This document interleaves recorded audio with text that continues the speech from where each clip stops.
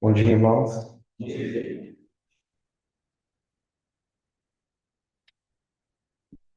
Vamos ler algumas passagens no livro de Ruth, capítulo 2.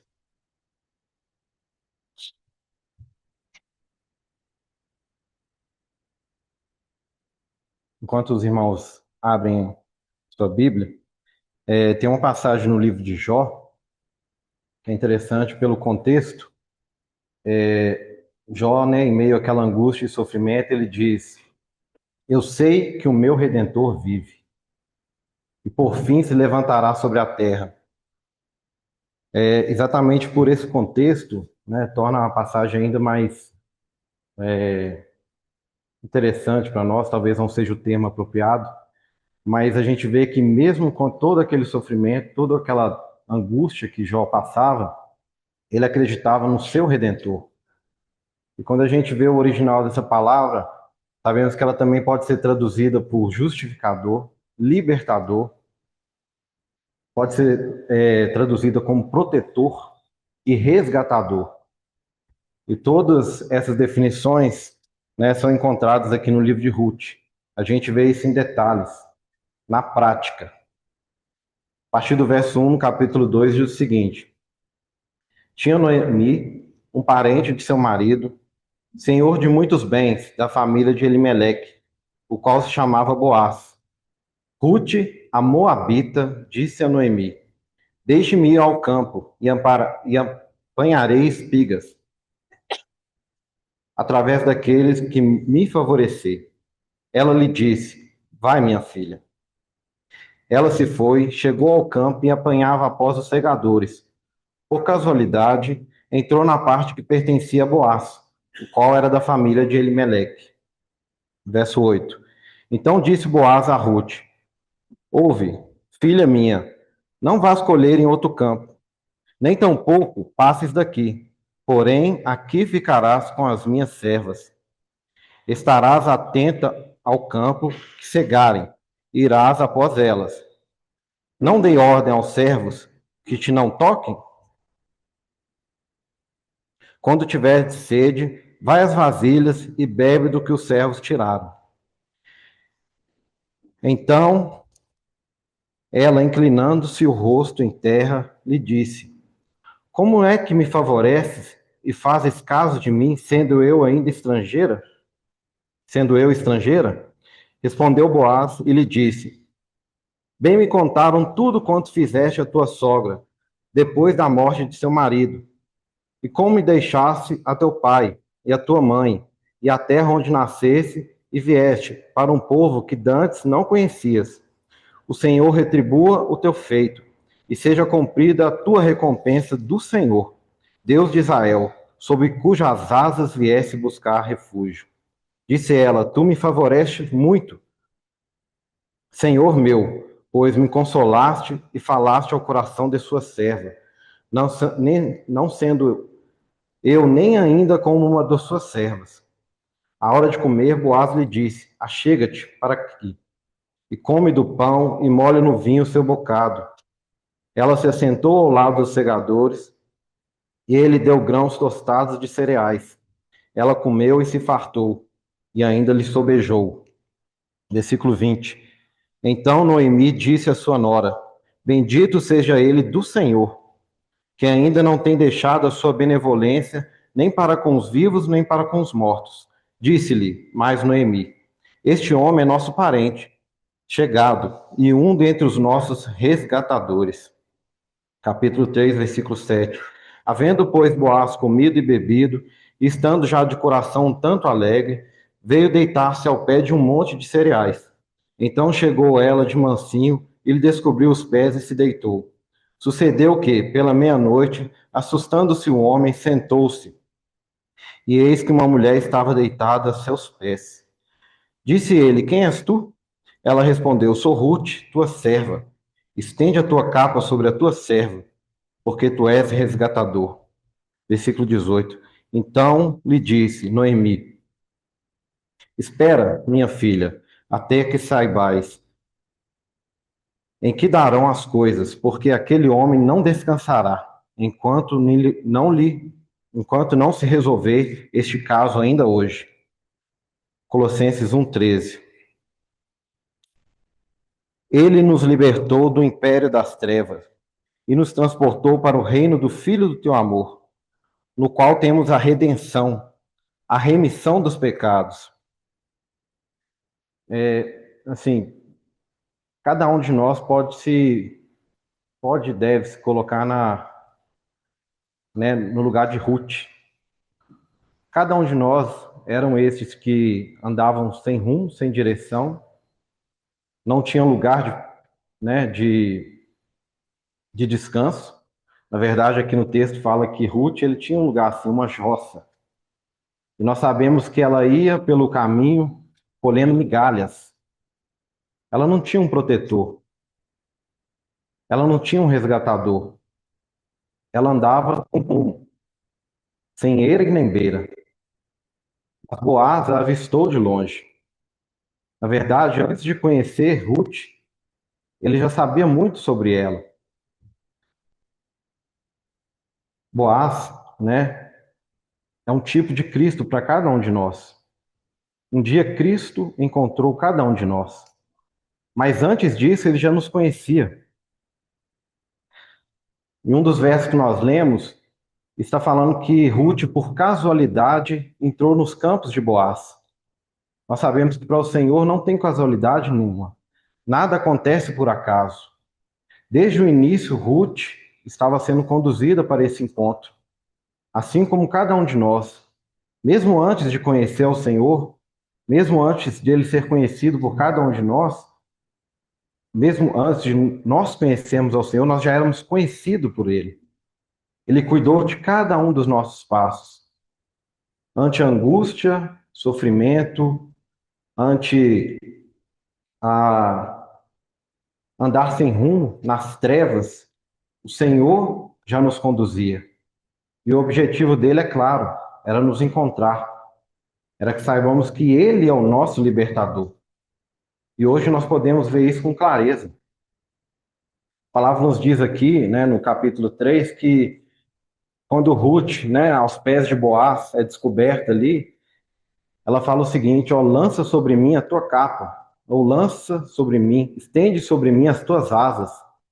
Mas antes disso, lá no capítulo 2, Boaz já fala com ela: bendita tu és, porque se refugiasse debaixo das asas do Senhor.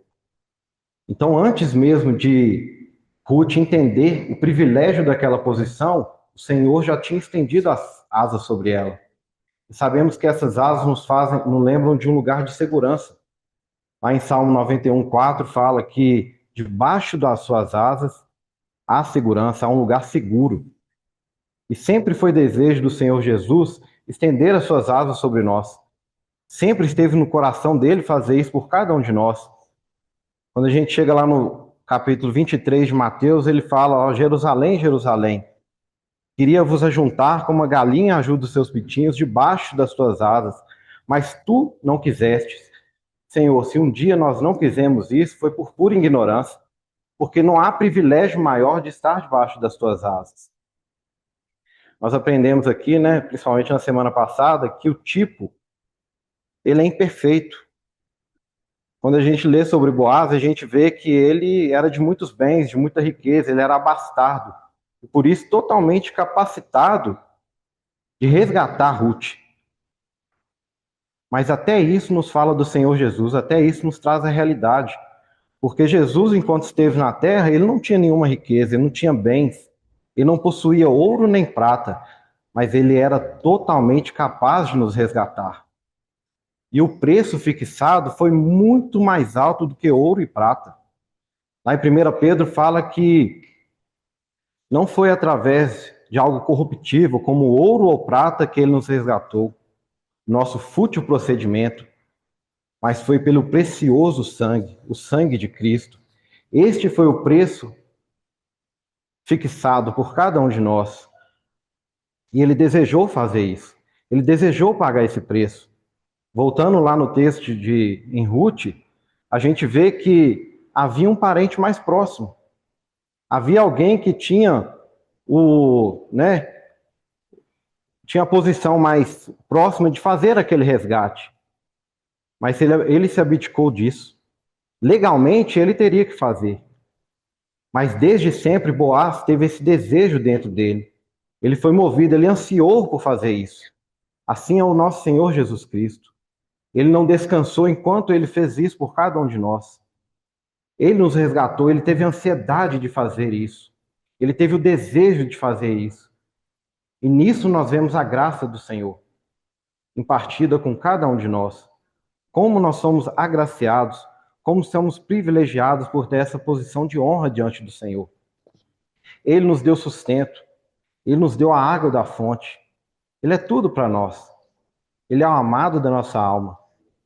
Graças ao Senhor por isso. Graças ao Senhor, nessa manhã nós lembramos desse sacrifício por cada um de nós. Nós lembramos daquele homem perfeito, daquele sacrifício perfeito, eterno por cada um de nós. Mas nós lembramos também que tem um homem na glória. Há lá um resgatador que cumpre fielmente o teu trabalho, a tua função, que é interceder por cada um de nós. Graças ao Senhor por isso. Graças ao Senhor. Amém? Tem pessoas que têm um intervalo dentro de si. Mas a história do intervalo é assim: no período da pandemia, a reunião era toda remota, toda online, cada na sua casa. E realmente ficar 2 horas olhando para uma telinha não era fácil. Então, graças a Deus, foi sugerido que a gente tivesse um intervalo de 5 minutos, né? Só que a pandemia acabou, nós voltamos a nos reunir presencialmente e o tal do intervalo continuou persistindo. Se ele ficasse limitado a 5 minutos, até que não era ruim, não. Mas trazer os irmãos de volta depois de 15 minutos não é fácil. Então, isso é igual comer doce, eu prefiro nem começar, né?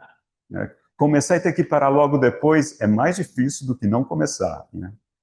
Mas acho que nós aprendemos uma lição também domingo passado. Quando for necessário, né, montar equipamento aqui, etc., acho que vale a pena a gente ter o intervalo, até para não colocar muita pressão em quem está aqui, né, tentando fazer as coisas às pressas. Então, apenas uma pequena explicação. Então, tentaremos voltar ao modelo sem, mas o bom dessa história é que nós acabamos mais cedo, os irmãos terão um grande intervalo, né, de quase uma semana ao final da reunião, né, para conversarem, se abraçarem, né, e terem comunhão. Muito bem. Vamos ler um texto, colocaremos esse tempo em oração ao Senhor. O texto de início está em João capítulo 5.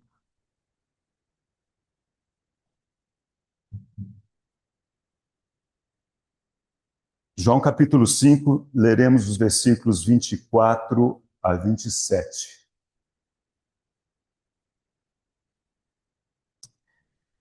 Em verdade vos digo, que quem ouve a minha palavra e crê naquele que me enviou tem a vida eterna. Não entra em juízo, mas passou da morte para a vida. Em verdade vos digo que vem a hora, e já chegou, em que os mortos ouvirão a voz do Filho de Deus, e os que a ouvirem viverão. Porque assim como o Pai tem vida em si mesmo, também concedeu ao Filho ter vida em si mesmo. E lhe deu autoridade para julgar, porque é o Filho do homem. Nós somos gratos a Ti, Senhor, por esse tempo que tivemos diante da Tua mesa. Senhor, a bendita lembrança de que Tu és aquele quem nos resgatou. Tu és o nosso resgatador. Por isso, Senhor, nós Te pertencemos. Senhor, e reconhecemos que só o Senhor pode nos conduzir num momento como esse. Tanto a nós, como as crianças, os adolescentes, todos dependemos completamente da condução do Teu Espírito. Mas nós pedimos, Senhor, em confiança, de que o Teu Espírito há de nos guiar para dentro de toda a verdade. Pois foi para isso mesmo que Ele nos foi prometido e nos foi enviado. Senhor, para nos lembrar de que o Senhor está sentado em glória. E o Senhor é aquele que reina e governa soberano.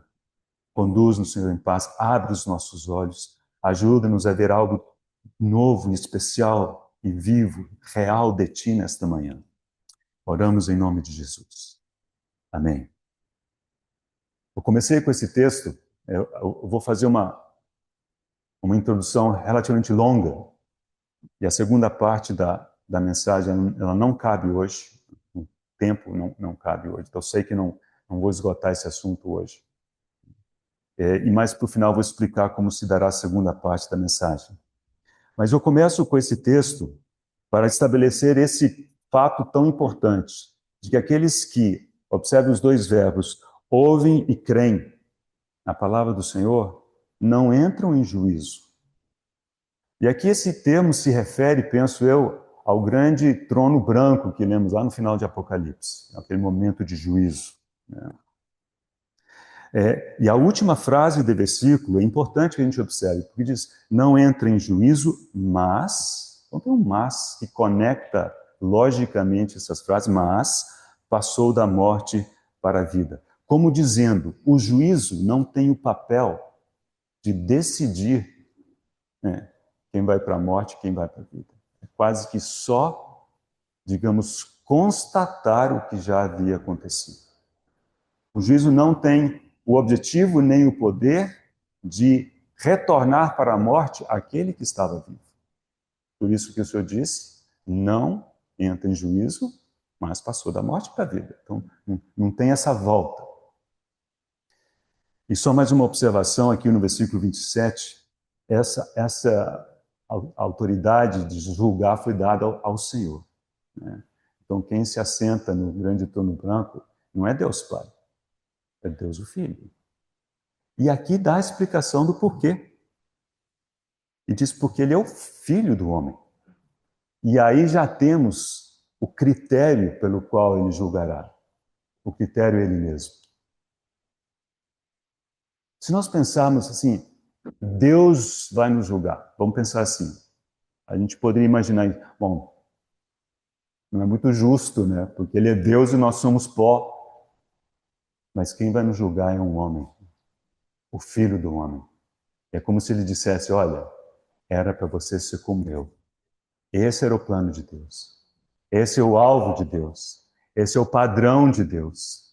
Esse é o diapasão de Deus, o Filho do homem. E ele é o nosso padrão. E aí, quando nós contemplamos isso, nós vemos em que posição estamos, vemos quão falhos nós somos, né? Mas aqueles que creem no Senhor, eles são colocados em Cristo.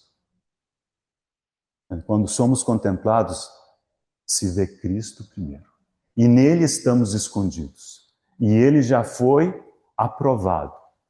Ele é o Filho do homem. Mas aqueles que haverão de se apresentar diante dele, naquele grande e terrível dia, né, serão julgados por um homem, né?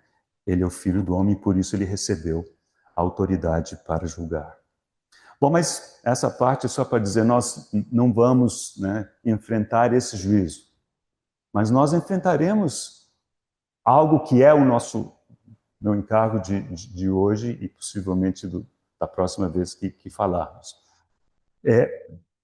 Que é o tribunal de Deus, o tribunal de Cristo. Então, temos essas duas expressões, mas se referem ao mesmo evento, me parece. Existem dois textos que fazem essa menção. O primeiro está em Romanos, eu preciso ler isso com os irmãos, Romanos capítulo 14. Romanos capítulo 14.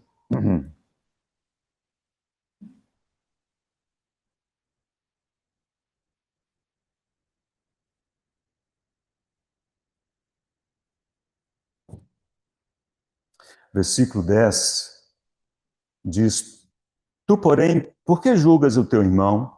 E tu, por que desprezas o teu? Pois todos compareceremos perante o tribunal de Deus. Essa palavra tribunal é bema. Era pouco mais do que um palanque, né?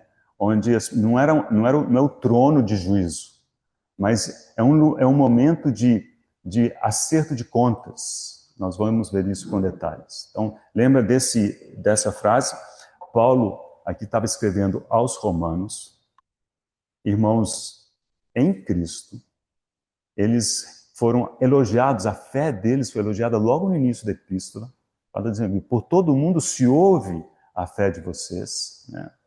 Apesar de que ele não os conhecia pessoalmente ainda. Então ele está falando para crentes.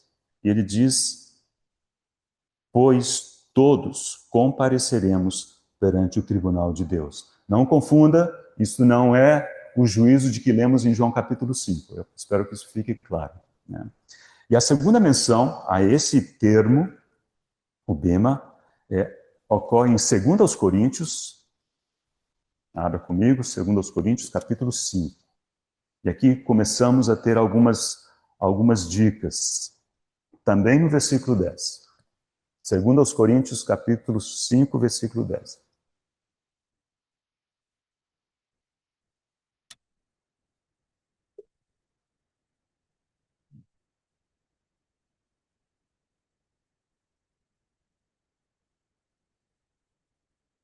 Porque importa que todos nós, de novo, todos nós compareçamos perante o tribunal de Cristo, para que cada um receba segundo o bem ou o mal que tiver feito por meio do corpo. Então, esse texto deixa muito claro o que é. Não se trate de decidir se a pessoa tem vida eterna ou não. Porque se apareceu aqui é porque já tem a vida eterna. Porque quem tem vida eterna não entra em juízo, mas passou da morte para a vida.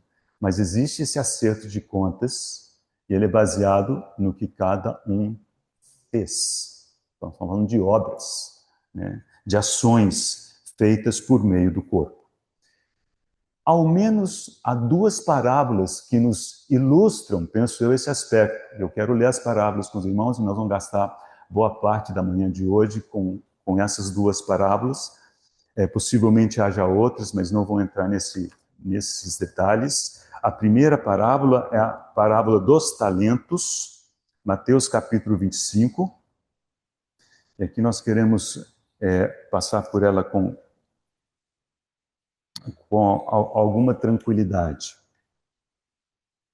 A parábola dos talentos está em Mateus capítulo 25, a partir do versículo 14. Pois será como um homem que, ausentando-se do país, chamou seus servos e lhes confiou seus bens. Então, observe, é um homem que tinha servos e ele confiou seus bens aos servos. Então, já existe uma relação ali de senhorio e de serviço. A um deu 5 talentos, a outro 2 e a outro 1, a cada um segundo a sua própria capacidade. E então partiu. Essa é outra observação importante. Nessa parábola, a capacidade das pessoas é diferente e ela é reconhecida. E o Senhor, na sua soberania, na sua sabedoria, ele distribui de acordo com a capacidade de cada um. Versículo 16. O que recebera 5 talentos saiu imediatamente a negociar.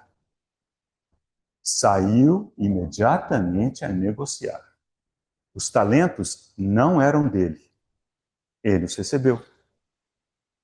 A graça do seu Senhor. Mas com aquilo em mãos, o que fazer?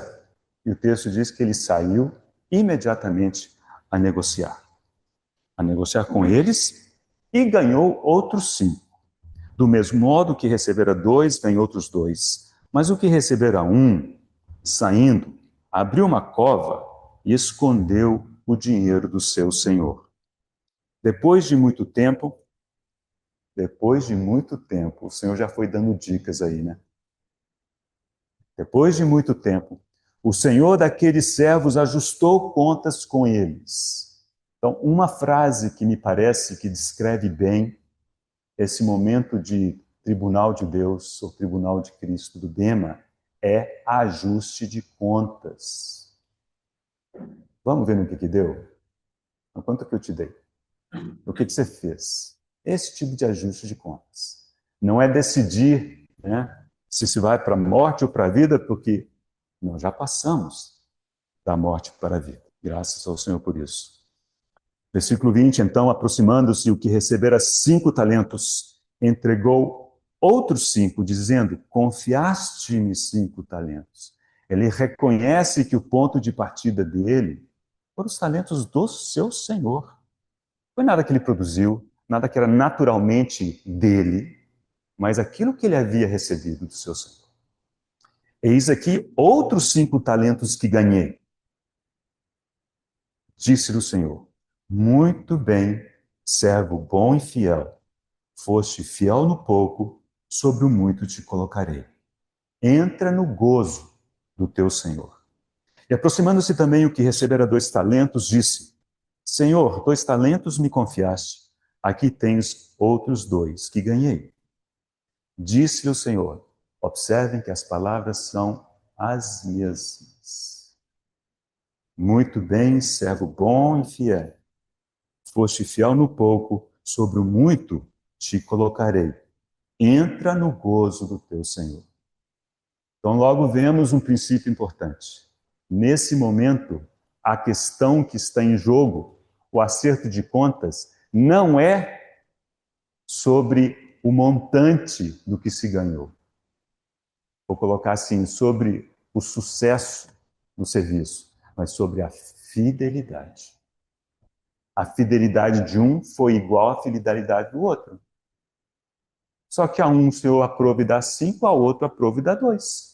Mas os 2 foram fiéis. E os 2 ouviram do Senhor exatamente as mesmas palavras. Bom está, servo bom e fiel. Fiel.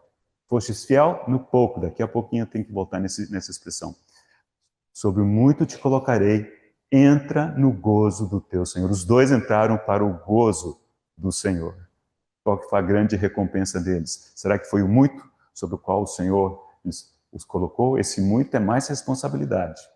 Mas me parece que a grande recompensa é participar do gozo do seu Senhor. E tanto um quanto o outro participou do gozo do seu Senhor. Versículo 24. Chegando por fim, o que receberam 1 talento, disse, Senhor, sabendo que és homem severo, que ceifas onde não semeastes e ajuntas onde não espalhaste. Receoso, escondi na terra o teu talento. Aqui tens o que é teu. Eu vou voltar nisso daqui a pouquinho, mas eu preciso que os irmãos lembrem dessa frase. Receoso, escondi. Receoso, escondi. Irmãos, isso é um princípio de pecado e de morte que está em nós. Nós trazemos isso do Éden. Receoso, escondido. Versículo 26. Respondeu-lhe, porém, o Senhor, servo mau e negligente. Sabias que ceifa onde não semeei, ajunto onde não espalhei. Cumpria, portanto, que entregasses o meu dinheiro aos banqueiros, e eu, ao voltar, receberia com juros o que é meu. Tirai-lhe, pois, o talento e dai-o ao que tem 10.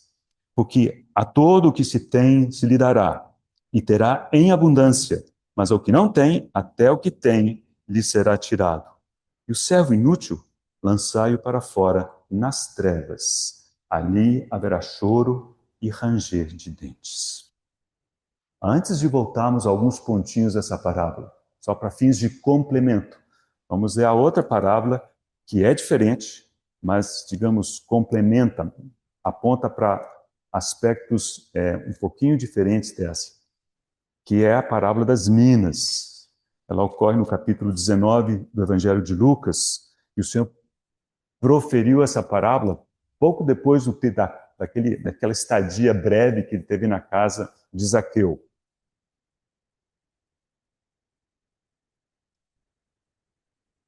A parábola é bem semelhante, mas tem algumas diferenças que sugerem pontos específicos da nossa vida com o Senhor. Vamos ler e a gente faz algumas breves comparações. Versículo 11, Lucas capítulo 19, versículo 11. Ouvindo eles estas coisas, Jesus propôs uma parábola. Visto estar perto de Jerusalém, lembrando, o Senhor já estava subindo para sua paixão, Isso aqui está muito perto, né, da paixão do Senhor. E lhes parecer que o reino de Deus havia de manifestar-se imediatamente. Só que o Senhor sabia que o reino, né, não se manifestaria imediatamente. Então ele queria dar instrução para que eles tivessem algo para se guiarem no tempo até o reino de Deus se manifestar. Então disse: certo homem nobre partiu para uma terra distante com o fim de tomar posse de um reino e voltar. Fico pensando se esse tomar posse de um reino não refere àquela cena de Apocalipse 5, quando o Cordeiro vai e toma, né, o rolo, o livro, a escritura, né? E é como Deus, Salmo 110 diz: assenta-te até que eu ponha os teus inimigos por estrado dos teus pés. Vocês sabem que esse é o texto do Antigo Testamento mais citado no Novo? Espera. Até o Senhor tem que esperar. Espera até que todos os inimigos sejam postos por estrado dos teus pés. Depois disso, ele haverá de voltar. Está aqui. Chamou 10 servos seus, confiou-lhes 10 minas e disse-lhes: negociai até que eu volte. Aqui a ordem de negociar explícita. Na outra estava quase que implícita, né? Parece que foi iniciativa do que havia recebido 5 talentos, saiu imediatamente a negociar. Aqui diz: negociai até que eu volte. Né? Mas o Senhor lhes deu algo para negociar. Ele não disse: olha, se vira. Ele deu uma mina. E aqui o texto, ao contrário da outra parábola, dá uma mina para cada um. Então os estudiosos ficam perguntando, então, qual que é o significado de um caso e de outro. Então, ao que tudo indica, a parábola dos talentos se refere a dons. O Senhor deu dons, distribuiu dons, habilidades, né? E ele o fez conforme lhe aprouve. 1 Coríntios capítulo 12 diz isso. Né? E a um deu 5, a outro deu 2, a outro deu 1. Todos receberam. Todos receberam. A questão não é se recebeu ou não. A questão é o que se fez com aquilo que recebeu. Agora aqui se deu por igual. Um para cada. Então os estudiosos dizem, bom, já não se trata mais de dons, nem de habilidades. Se trata da vida de Cristo, do Espírito Santo, que todos nós recebemos quando cremos. Então, uma coisa que a gente tem em comum, e é algo que nos capacita, e é a única coisa que nos capacita a negociar até que ele volte. Vamos continuar aqui a leitura. Versículo 14. Mas os seus concidadãos o odiavam. Pauline leu um texto mais cedo. Veio para os que eram seus, mas os seus não o receberam. Esses concidadãos o odiavam e enviaram após ele uma embaixada dizendo: não queremos que este reine sobre nós. Irmãos, essa era a nossa atitude até o dia em que nós nos convertemos ao Senhor. O homem natural, essa é a declaração do homem natural. Não queremos que ele reine sobre nós. Eu quero ser dono do meu nariz. Se eu decidir o que eu vou fazer. Não queremos que ele reine sobre nós. E o que a nossa conversão é, senão, Senhor, eu reconheço que tu tens o direito de reinar sobre mim. Porque o Senhor morreu por mim. O Senhor pagou alto preço. O Senhor reina por mim. Eu não tenho condição. Reina sobre mim. É grande contraste esse. Quando ele voltou, versículo 15, depois de haver tomado posse do reino, mandou chamar os servos a quem dera o dinheiro, a fim de saber que negócio cada um teria conseguido. Essa é a definição do Bema, do Tribunal de Cristo. A saber, para saber o que negócio cada um conseguiu. Ajuste de contas. Né? É o mesmo cenário, o mesmo contexto. Apareceu o primeiro e disse: Senhor, a tua mina rendeu. Onde está a ênfase dele? Está na mina que o Senhor havia dado. Ele reconheceu que era a mina que rendia, era a mina que produzia. Não era o seu esforço, não era o seu empenho, ainda que isso é condição indispensável. Se você não se mover, o Senhor não vai mover por você. Você tem que se dispor no Senhor. E aí sim, a vida dele se encarregará de encontrar meios de se manifestar. Mas se você receoso esconder, escondido ficará até aquele dia. Então precisamos atentar para isso. Respondeu-lhe o Senhor: muito bem, servo bom, porque foste fiel no pouco, terás autoridade sobre 10 cidades. E aqui nós vemos que a recompensa não é somente, né, entrar para o gozo do Senhor. Tem um outro aspecto, e esse aspecto tem a ver com reino, esse aspecto tem a ver com responsabilidade, né, com governo sobre, no caso aqui, 10 cidades. Né. Apenas um parênteses, irmãos. O homem nunca poderá e nunca deverá reinar sozinho. Se no tempo, antes do Senhor voltar, aquele servo disse, a tua mina rendeu, quanto mais naquele outro período. É como se depois ele dissesse, Senhor, a tua mina governou. A tua mina, né, exerceu autoridade sobre 10 cidades. Então, sempre é a vida do Senhor, né, que capacita e que nos move nessa direção. Veio o segundo, dizendo, Senhor, a tua mina rendeu 5. A este disse, terás autoridade sobre 5 cidades. Veio então o outro, dizendo, eis aqui, Senhor, a tua mina que guardei embrulhada em um lenço. Escondi a tua mina no lenço. Esse aspecto continua muito comum, né? Aqui, a razão que no versículo 21, pois tive medo de ti, que és homem rigoroso, tiras o que não puseste, ceifas o que não semeaste. De uma certa forma, irmãos, eu creio que os dois servos maus e infiéis das parábolas sofriam do mesmo problema grave.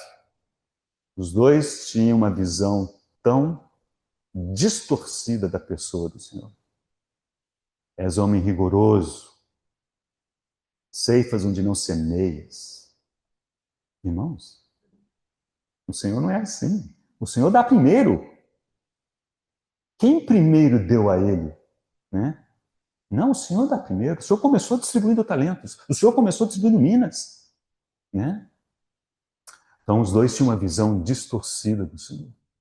Possivelmente, a melhor forma de nos resguardarmos do mesmo erro é pedirmos cada vez uma visão mais clara da pessoa, do caráter do Senhor.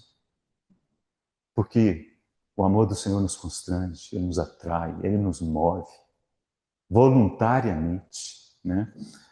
Bem, tive medo de ti, que és homem rigoroso, tiras o que não pusestes e ceifas o que não semeaste. Respondeu-lhe, servo mau, por tua própria boca te condenarei. Sabias que sou homem rigoroso, que tiro o que não pus e ceifo o que não semeei? Por que não pusestes o meu dinheiro no banco? E então, na minha vinda, o receberia com juros? E disse aos que o assistiam, tirai-lhe a mina e dai-a ao que tem as 10. Eles responderam, Senhor, ele já tem 10. Pois eu vos declaro, a todo o que tem dar-se-lhe-á, mas ao que não tem, o que tem lhe será tirado.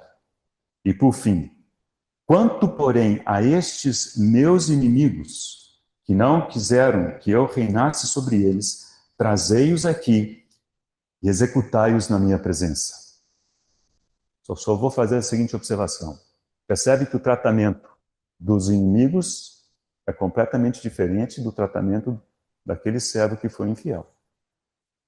Então, para aqueles que acham que, não, aquele servo foi infiel porque não era servo, mas ele é chamado de servo. Ele recebeu a mina, ele era servo. Ele não recebeu o tratamento que receberam os inimigos.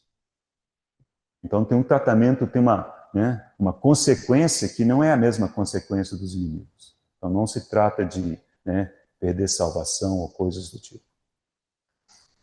Vamos voltar rapidamente para Mateus capítulo 25.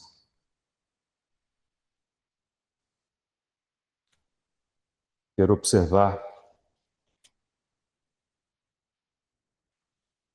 essa expressão, foste fiel no pouco. Aliás, foi o título que eu dei para a mensagem, foste fiel no pouco.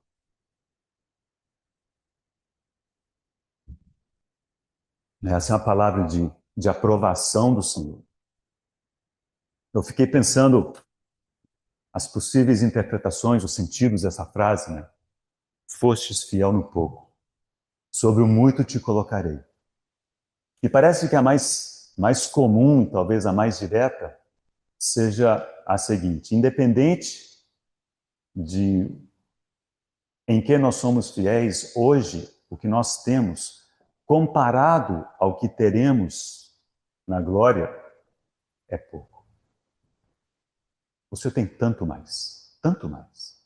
Então, quando nós compararmos, né, como Paulo diz, a glória que será revelada em nós, é incomparável. Né? As coisinhas que a gente, né, por mais difíceis que sejam, que a gente tem que lidar no dia a dia hoje. Né? Mas me parece que há outras possibilidades. Muitas vezes, as responsabilidades que o Senhor nos dá não são todas iguais. Temos responsabilidades que são muito mais importantes, né, muito mais sérias do que outras. Algumas delas são pequenas. E é como se o Senhor dissesse, olha, será que você foi fiel até nessas pequenas coisas? Às vezes somos muito diligentes em coisas grandes, ou que nos parecem grandes. E somos fiéis. Mas as pequenas a gente vai largando para lá. E aqui como se o Senhor dissesse, olha, seja fiel nas pequenas coisas também. Porque fosses fiel no pouco, sobre o muito te colocarei. Mas me parece que uma outra expressão, essa expressão, uma outra possível interpretação é a seguinte. Abra comigo, por favor, na primeira epístola de Pedro.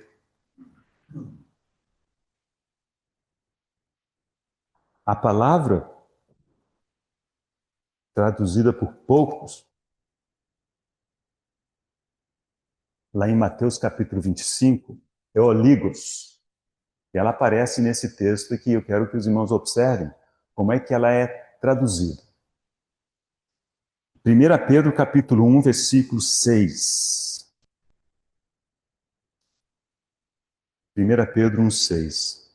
Nisso exultais, embora no presente, por breve tempo, se necessário, sejais contristados por várias provações. Essa expressão, breve tempo, é oligos. É aquilo que está traduzido por pouco. Então, vamos aproveitar essa expressão, imaginar o Senhor falando àquele servo, porque fostes fiel por pouco tempo. Por pouco tempo. Que pouco tempo é esse? Irmãos, são os dias da nossa carne. Nós não temos, né, uma janela de tempo tão extensa assim para sermos fiéis. Nossos dias passam depressa. O salmista, Salmo 103, lindo salmo, diz: os dias do homem são como a relva. Olha a sabedoria de Deus, porque não falou que o homem é como relva. Porque o homem, de certa forma, é eterno. A sua alma e o seu espírito, quando a pessoa volta ao pó, o corpo volta ao pó, se desfaz, né? Mas a alma e o espírito, não desaparecem. Então ele diz que os dias do homem são como a relva, como a flor do campo ele floresce, pois soprando nela o vento, desaparece. E não conhecerá daí em diante o seu lugar. E o versículo 17, logo depois, sempre tem que ter um contraponto belíssimo, diz, mas a misericórdia do Senhor é de eternidade a eternidades sobre aqueles que temem, e a sua justiça sobre os filhos dos filhos. Amém. Mas o fato, irmãos, é que os nossos dias são muito breves. E o Senhor espera que nós sejamos fiéis todos esses dias, o menos que eles sejam. Fostes fiel no pouco. Aqui, então, traduzido por breve tempo. E uma outra ocorrência disso em Apocalipse 12, 12. A segunda parte do versículo 12 de Apocalipse 12. Também aparece a palavra oligos nesse contexto. Ai da terra e do mar, pois o diabo desceu até vós cheio de grande cólera, sabendo que pouco tempo lhe resta. Esse pouco também é oligos. Então, irmãos, temos vários aspectos, né, que nos ajudam a tentar entender, né, o que a nossa fidelidade deve envolver.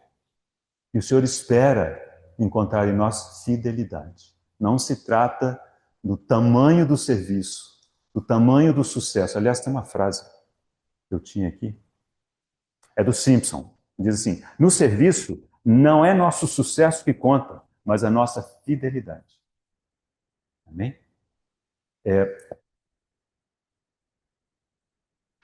Agora vamos fazer uma pequena menção que já deixei implícita.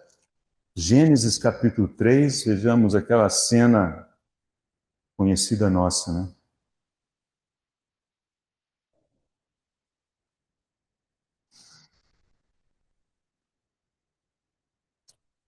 O homem pecou,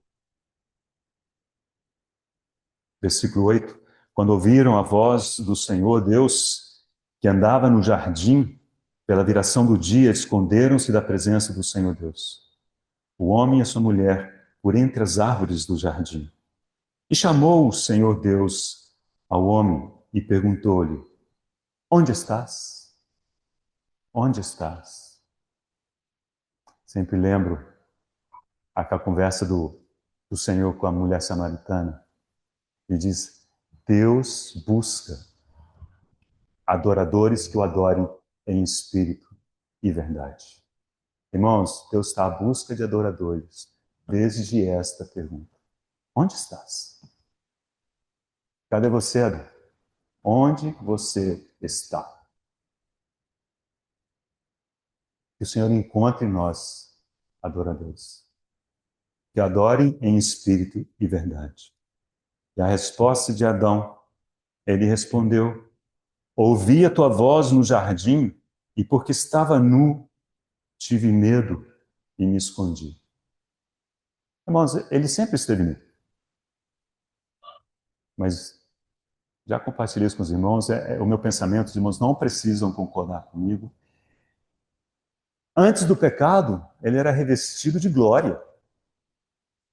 E a sua nudez não era visível. Mas quando ele pecou, a glória desvaneceu. E aquilo que os recobria, que os protegia, desapareceu. Então eles se viram nus. Mas esse não é o meu ponto. O meu ponto é que, consequência disso, teve medo e se escondeu.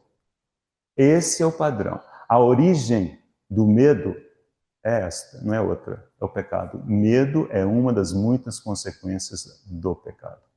Okay? E aqueles dois servos das parábolas, ambos tiveram medo. Em Mateus diz, receoso, escondido. E o outro se embrulhou a mina num lenço e depois disse, porque tive medo. Então está explicado. Agora, por que eu estou trazendo isso para os irmãos? E isso é uma coisa que o Senhor me consolou com isso tanto, e não tem muito tempo, talvez 1 ou 2 meses. Porque toda vez que a gente para e considera, medita a respeito do tribunal de Cristo, a menos que os irmãos sejam muito diferentes de mim, dá um frio na barriga, né? Nossa, um negócio, Senhor, misericórdia de mim, né? E não tem para onde fugir, nem para onde esconder. Mas de repente eu parei e pensei assim, mas isso é consequência do pecado. Irmãos, naquele dia, o pecado já terá terminado. Não haverá medo naquele dia. Sim, creio que haverá arrependimento, haverá contrição, mas não medo, não medo. Vamos ver isso em 1 Coríntios capítulo 15.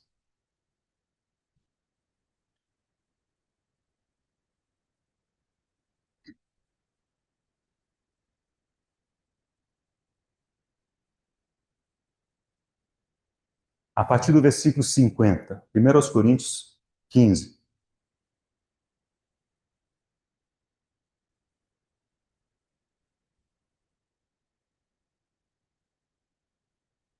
Isto afirmo, irmãos, que a carne e o sangue não podem herdar o reino de Deus, nem a corrupção herdar a incorrupção. 1 Coríntios 15, 50. Fechou? Irmãos, essa expressão carne e sangue é uma maneira de referir ao corpo, né? Hebreus 2 diz que o Senhor participou de carne e sangue, né? Como os irmãos. Então, se fez carne. E aqui diz o óbvio, né? Se há um reino, e esse reino é eterno, como é que nós que passamos tão rápido podemos, né, ter alguma participação nesse reino antes de sermos adequados, adaptados a isso? A primeira adaptação é que precisamos resolver essa questão do corpo que se deteriora, né, que se corrompe. Versículo 51. Eis que vos digo um mistério. Nem todos dormiremos, mas transformados seremos todos. Num momento, transformados seremos todos. Irmãos, transformados seremos todos. Em um momento, num abrir e fechar de olhos, ao ressoar da última trombeta, a trombeta soará, os mortos ressuscitarão incorruptíveis e nós seremos transformados. Então, observe, isso é provavelmente na parousia do Senhor. Né? Sabemos isso por outros textos. Porque é necessário que este corpo corruptível se revista da incorruptibilidade e que o corpo mortal se revista da imortalidade. E quando este corpo corruptível se revestir de incorruptibilidade e o que é mortal se revestir de imortalidade, então se cumprirá a palavra que está escrita. Então, ou seja, naquele momento, não antes, tragada foi a morte pela vitória. Onde está, ó morte, a tua vitória? Onde está, ó morte, o teu aguilhão? A morte não mais terá aguilhão. Mas o que é o aguilhão? O versículo seguinte diz: o aguilhão da morte é o pecado. E a força do pecado é a lei. Então, naquele contexto, não mais haverá pecado naqueles que foram transformados. Hoje a morte ainda está aí. Está vencida, né? Mas está aí, né? Cantamos A Morte Morreu. Potencialmente morreu, né? Ela está profeticamente morta, né? Mas ela está ainda manifestando, né, o seu poder até esse dia. E depois desse dia não mais terá qualquer poder sobre nós. E o pecado não mais existirá. A morte e o pecado são coisas tão juntas, né? Porque a morte é a consequência do pecado. Não tem como ter um e não ter o outro. Então não haverá mais o pecado. Versículo 57. Graças a Deus que nos dá vitória por intermédio do nosso Senhor Jesus Cristo. Agora, é importante observar como é que esse capítulo termina. Esse capítulo é um capítulo dedicado à ressurreição. Né?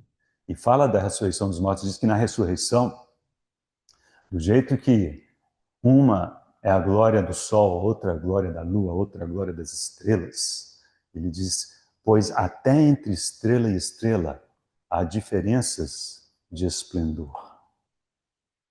Assim é a ressurreição dos mortos. Como dizendo, bom, na ressurreição não seremos todos iguais, né? Entre as estrelas haverá diferenças de esplendor. Um 10 cidades, outros 5 cidades, um isso, um outro aquilo. Irmãos, mas tudo é glória, né? Mas esse capítulo é tão sublime, tão elevado, toca em coisas tão tão profundas. E olha como que termina. Portanto, consequência disso tudo, meus amados irmãos, sede firmes, inabaláveis e sempre abundantes na obra do Senhor, sabendo que no Senhor o vosso trabalho não é vão. Então temos aqui um vínculo muito claro entre todas essas coisas e a obra do Senhor, né? Essas coisas todas vão se juntar naquele momento que chamamos do tribunal de Cristo. Mas um dos pontos que eu queria deixar com os irmãos é que naquele momento não haverá mais pecado em nós. Não teremos medo de nos apresentar diante do Senhor, né? Nos apresentaremos com alegria. Sim, creio que todos nós nos arrependeremos de coisas, né? E de coisas feitas e de não feitas, mas não haverá medo. Até aquele dia, o medo faz parte de nós, assim como o pecado faz parte de nós. Quando o Senhor se apresentou diante de João, João caiu perante ele como morto. Ele ganhou a medalha de ouro do medo naquele dia. Caiu como morto. Mas disse que o Senhor pôs sobre ele a mão e disse: não temas, não temas. Mas até lá nós temeremos e teremos que ouvir o Senhor dizendo: não temas. Mas naquele dia, ele não precisará dizer não temas para nós. Ele não haverá mais temor em nós, né? Então, que o Senhor nos encoraje, né? Sabe que nós vamos apresentar ele sem temor. Ok. É possivelmente meu último texto de hoje. E devo dizer que tudo começou com ele. Então é como se eu estivesse fazendo o dever de casa de trás para frente, né? Evangelho de João, capítulo 9. Esse capítulo trata da cura do cego de nascença. É uma história muito bonita. Capítulo 9 do Evangelho de João.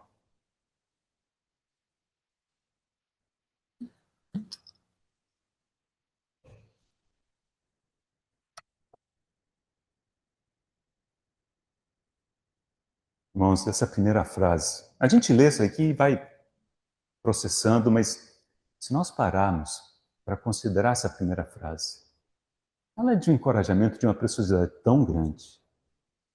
Como começa assim? Caminhando, Jesus viu um homem cego de nascença.